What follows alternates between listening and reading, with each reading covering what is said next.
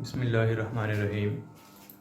Students, जिस तरह के हमने एक्सक्रीशन के बारे में डिस्कशन स्टार्ट की हुई है। पहले हमने एक्सक्रीशन इन इनवर्टिब्रेट्स का पोर्शन जो है उसको डिस्कस किया है। तो अब हम एक्सक्रीशन इन वर्टिब्रेट्स के बारे में जो है वो डिस्कस करना चाह रहे हैं। तो हम देखेंगे कि जो वर्टिब्रेट्स हैं इनमें जो एक्सक्रीशन का मेकनिज़म है वो किस तरह से है, या ये जो अपने वेस्ट मेटाबोलाइट्स हैं उनको कैसे एक्सक्रीट कर रहे हैं, इनमें डिफरेंट स्ट्रेटजीज़ कैसी हैं या मैकेनिज़म्स कैसे हैं या आर्गन्स कौन से हैं जिनके ज़रिए ये क्या कर रहे हैं, एक्सक्रीशन कर रहे हैं। तो इससे पहले अगर हम वर्टिब्रेट्स की बात करें, इससे पहले हम देखते हैं कि हमारे पास जो इन वर्टिब्रेट्स हैं, असल में हम एवोल्यूशनरी पर्सपेक्टिव के हवाले से बात की जाए या एवोल्यूशन के उसके अकॉर्डिंग बात की जाए तो हम कहते हैं कि देखें invertebrates are derived from invertebrates. तो हम देखते हैं कि पहले इनवर्टिब्रेट्स में जो एक्सक्रीशन का प्रोसेस था वो कैसे होता था। तो हम कहते हैं कि जितने भी हमारे पास इनवर्टिब्रेट्स हैं मोस्टली किसी में ट्यूब्स जो हैं वो पाई जा रही हैं, जिनमें प्रोटोनेफ्रीडिया है, जिनमें मेटानेफ्रीडिया है या नेफ्रीडियल एक्सक्रीटरी सिस्टम जो है वो पाया जा रहा है। तो फिर हम थोड़ा सा अगले स्टेप पे जाएं। ठीक है, एवोल्यूशन में हमने इनवर्टिब्रेट्स की अगर बात करते हैं तो इनवर्टिब्रेट्स हमारे पास कौन कौन से हैं। ठीक है, उन इनवर्टिब्रेट्स में हमारे पास क्या है, नेफ्रीडियल था, नेफ्रीडियल सिस्टम था, जिसमें आगे दो थे। किसी में बच्चे प्रोटोनेफ्रीडिया था, ठीक है, कोई ऐसा था जिसमें प्रोटोनेफ्रीडिया है और कोई ऐसा था जिसमें मेटानेफ्रीडिया है। तो ये था हमारे पास। ठीक है, ये जो मेटानेफ्रीडियल सिस्टम है हम इसको कहते हैं, ये ट्यूब्स पे मुश्तमिल सिस्टम था। तो ये ट्यूब्स पे मुश्तमिल जो था वो सिस्टम था जो कि उनमें पाया जा रहा है इनवर्टिब्रेट्स में। तो फिर हम आगे थोड़ा सा जाएं तो हम हैग फिशेस की बात करते हैं। ठीक है, हम हैग फिशेस की बात करें तो इनमें एक्सक्रीशन के लिए क्या पाए जा रहे हैं, इनमें किडनी है। जो हमारी प्रिमिटिव फिशेस हैं हैग फिशेस, इनमें जो एक्सक्रीशन है वो किस तरीके से हो रही है, वो किडनीज के जरिए हो रही है। तो हम कहते हैं कि देखें, अगर हम ये तो हमारे पास, ठीक है, हमने बात की इनवर्टिब्रेट्स की या फिर कॉर्डेट्स की हम बात करते हैं जो वर्टिब्रेट्स है। तो पहला स्टेप है, फिर हमारे पास हैग फिशेस हैं, इसमें किडनीज हैं। तो फिर हम कहते हैं एडवांस वर्टिब्रेट्स हैं, जो दूसरे वर्टिब्रेट्स हैं इनमें किस तरीके से हो रहे हैं। तो हम वर्टिब्रेट्स की बात करते हैं तो इनमें क्या है, वर्टिब्रेट्स में क्या पाए जा रहे हैं बच्चे, वर्टिब्रेट्स में भी किडनीज पाए जा रहे हैं। और किडनी, इस किडनी के जरिए क्या कर रहे हैं, एक्सक्रीशन हो रही है। किसके जरिए हो रही है, वो किडनी के जरिए हो रही है। तो ये अपने जो वेस्ट मेटाबोलाइट्स हैं वो किडनीज के जरिए जो है उसको एक्सक्रीट कर रहे हैं। तो हम यहाँ पे देखें, जब हमने इनवर्टिब्रेट्स की बात की थी तो हमने कहा था ये सेगमेंट्स थे। जिस तरह अर्थवर्म में हमने मेटामर्स देखा, सेगमेंटली अरेंज्ड इनकी बॉडी थी और सेगमेंट्स थे इसके, मेटानेफ्रीडिया प्रोटोनेफ्रीडिया की ट्यूब्स थी।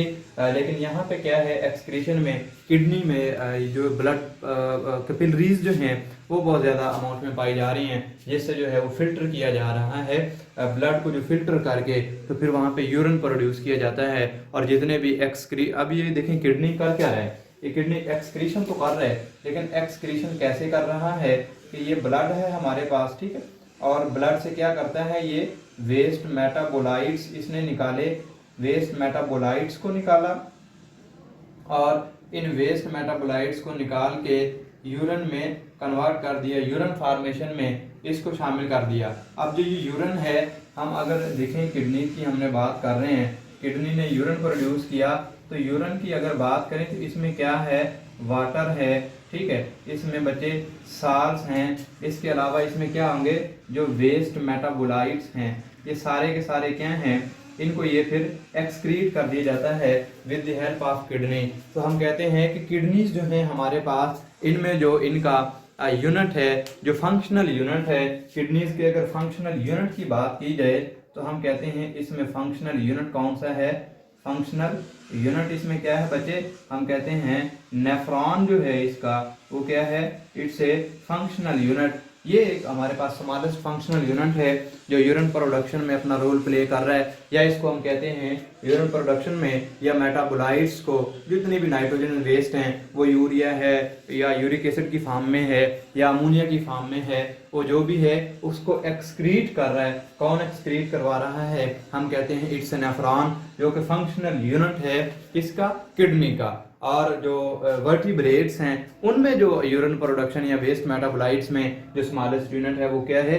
किडनी का जो स्मॉलेस्ट यूनिट है उसे हम कहते हैं नेफ्रॉन। तो अब हम देखेंगे बच्चे एक्सक्रीशन इन ह्यूमंस के बारे में हमने देखना है, जो है वो डिस्कस कर रहे हैं एक्सक्रीशन इन ह्यूमंस के बारे में।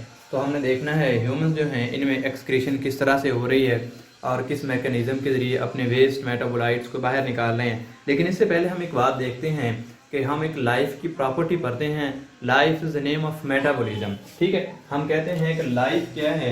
लाइफ क्या है? मेटाबॉलिज्म है। इसका मतलब ये कि हर वो चीज़ जिसमें लाइफ प्रेजेंट है वहाँ पे मेटाबॉलिज्म हो रहा है। अभी मेटाबॉलिज्म हो रहा है, इसके डिफरेंट इसके वो इश्यूज हो सकते हैं, रीजंस हो सकती हैं मेटाबॉलिज्म की।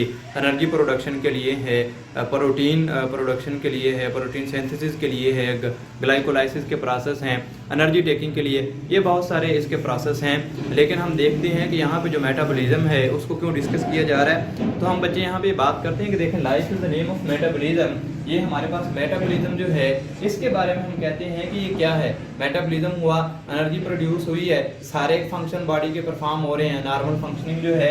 लेकिन मेटाबॉलिज्म करता क्या है? मेटाबॉलिज्म इसके साथ साथ एटीपी भी प्रोड्यूस की, एनर्जी भी प्रोड्यूस की, प्रोटीन्स भी हो गई, कार्बोहाइड्रेट्स भी, सारा कुछ ही हो गया। लेकिन साथ ये क्या करते हैं?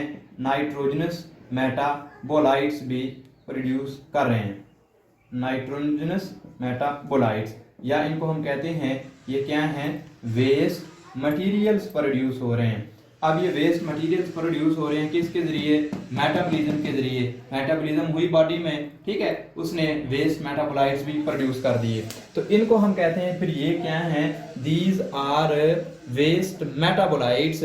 ये वेस्ट मेटाबोलाइट्स क्या हैं? वेस्ट मटेरियल कह दिया इसको, ठीक है, नाइट्रोजनस वेस्ट है या वेस्ट मेटाबोलाइट्स, इसको हम कह रही है हमारे पास क्या है? These are waste metabolites.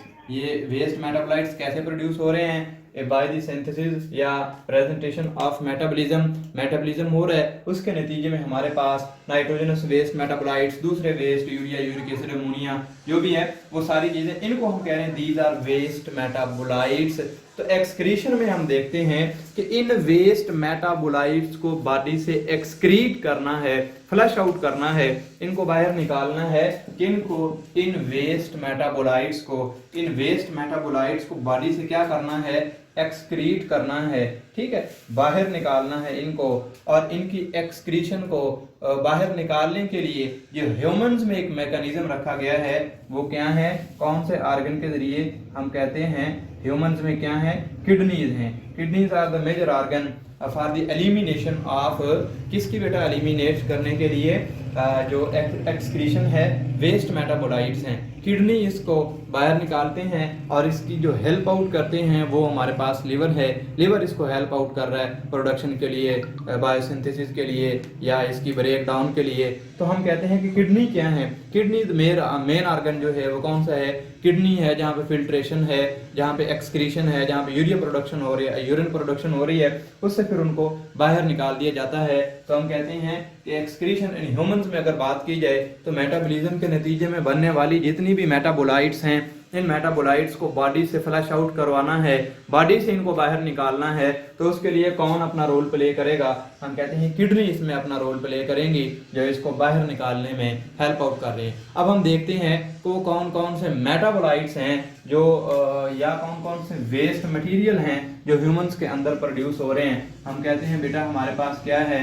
Urea है, हमारे पास यूरिक एसिड है, ठीक है, हमारे पास क्रिएटिनिन है, ठीक है, और हमारे पास बिलीरुबिन है, ठीक है, और इसके अलावा कुछ हमारे पास टॉक्सिन भी हैं।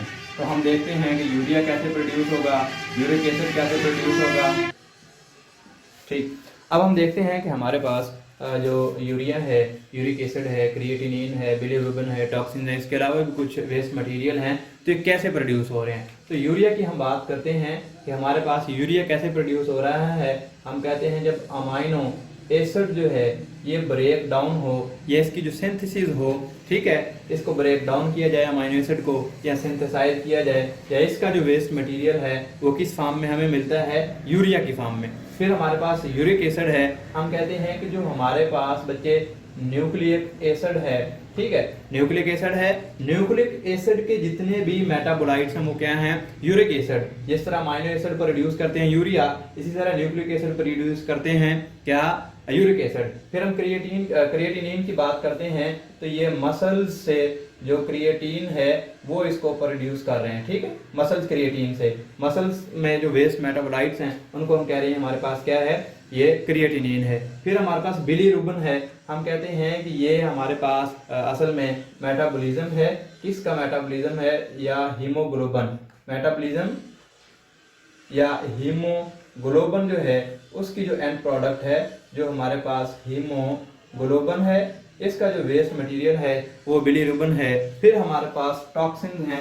तो टॉक्सिन हमारे पास मुख्तलिफ चीज़ों से प्रोड्यूस हो सकते हैं, ड्रग से प्रोड्यूस हो रहे हैं बच्चे, ये पेस्टिसाइड से प्रोड्यूस हो रहे हैं, ठीक है, ये डिफरेंट केमिकल्स जो बॉडी में मौजूद हैं उनके ज़रिए प्रोड्यूस हो रहे हैं। तो ये हमारे पास टॉक्सिन्स हैं। तो हमने देखा कि प्रोडक्शन जो है या जो वेस्ट मटेरियल हैं ह्यूमंस के अंदर वो कौन कौन से हैं। यूरिया को हमने देखा प्रोड्यूस हो रहे हैं अमाइनो एसिड से।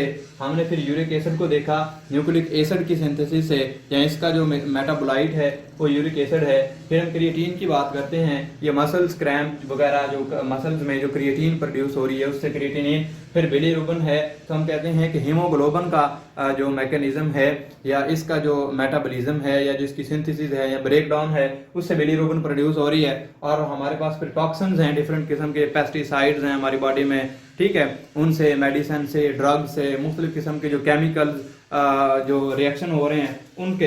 अब हम कहते हैं कि ये सारे के सारे क्या हैं, दीज आर वेस्ट मेटाबोलाइट्स। ये हमारे पास हैं क्या, इनको हम कहते हैं ये हमारे पास वेस्ट प्रोडक्ट्स या वेस्ट मेटाबोलाइट्स हैं।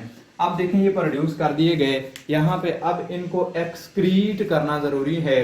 क्यों, अगर इनको एक्सक्रीट ना किया जाएगा तो बॉडी में टॉक्सिन्स, पॉइजन्स जो हैं वो प्रोड्यूस हो जाएंगे, जिससे हमारे सेल्स की डेथ हो सकती है।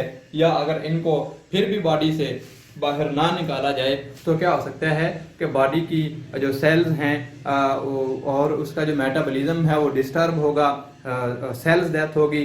इवन अगर फिर भी इनको एलिमिनेट नहीं किया जा रहा वेस्ट मटेरियल्स को बाहर, तो जो है वो बॉडी की डेथ भी हो सकती है, किसी ऑर्गेनिज्म की डेथ भी इससे हो सकती है।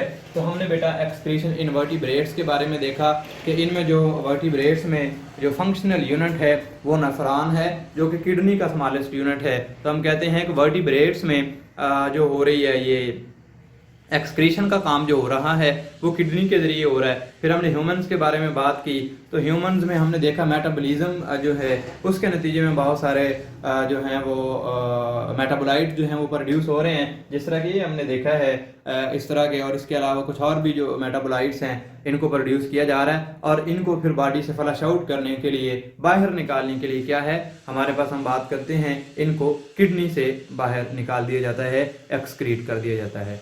Thank you very much.